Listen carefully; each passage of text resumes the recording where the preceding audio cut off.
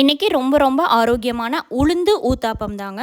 கை கால் மூட்டு வலி இருக்கிறவங்க இந்த மாதிரி உளுந்து ஊத்தாப்பம் ரெசிபி ட்ரை பண்ணி பாருங்கள். அதுக்கு ஃபஸ்ட்டு வந்துட்டு 1 கப் அளவு நான் இன்றைக்கி வெள்ளை உளுந்து எடுத்திருக்கேங்க.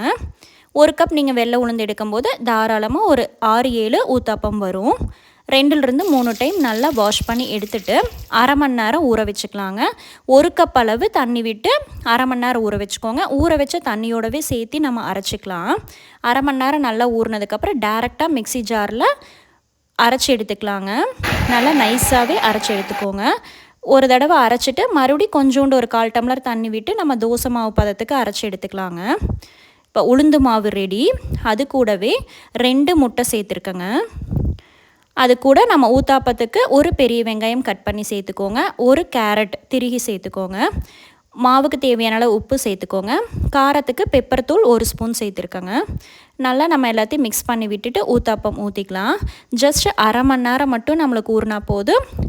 குயிக்காகவே நம்ம இந்த மாதிரி ஒரு ஹெல்த்தியான ஊத்தாப்பம் ரெசிபி செஞ்சுக்கலாங்க. எண்ணெய் விட்டு மூடி வச்சு வேகும்போது நம்மளுக்கு நல்லா ஒரு ஆம்லெட் டேஸ்ட்டுக்கு வருங்க.